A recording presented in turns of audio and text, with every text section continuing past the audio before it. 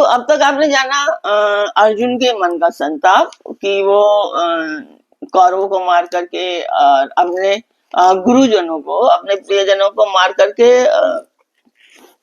जीना नहीं चाहते।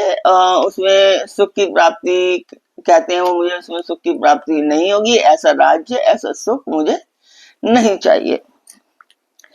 येषाम् अर्थे कांक्षितम् न राज्यं भोगः सुखानि च ते इमे अवस्थितः युद्धे प्राणान् यक्त्वा धनानि च।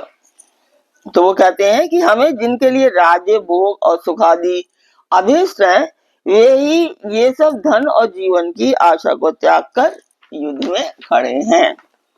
तो अर्जुन कह रहे हैं कि मैं जिनके लिए कि मुझे जिनके लिए सुख और भोग नहीं चाहिए, वो ही इस सब चीजों को त्याग करके और इस युद्ध के मैदान में आकर के खड़े हो गए हैं। तो अब जो अर्जुन ने कहा, इसके कथन का तात्पर्य क्या है? अर्जुन कहते हैं कि मुझको अपने लिए तो राज्य, भोग और सुख आदि की आवश्यकता ही नहीं है, क्योंकि मैं जानता हूं कि ना तो इसमें स्थायी आनंद ही है और ना ये स्वयं ही नित्य है।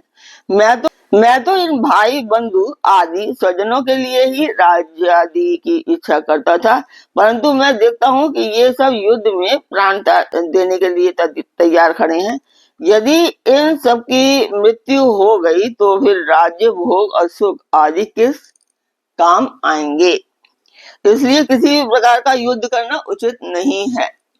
तो वो उल्टा वो सोच रहे हैं कि जो मैं चाहता हूँ कि युद्ध ना हो और सब जीवित रहें, और इसके साथ मैं इनके साथ में जीना चाहता हूँ, पर ये तो सब कुछ सुख भोग आदि त्याग करके ये तो सब युद्ध के मैदान में आकर के खड़े हुए हैं। अब उसका इसके आगे करना क्या उचित है? तो आज का पाठ यहीं तक। ओम कृष्णाय नमः।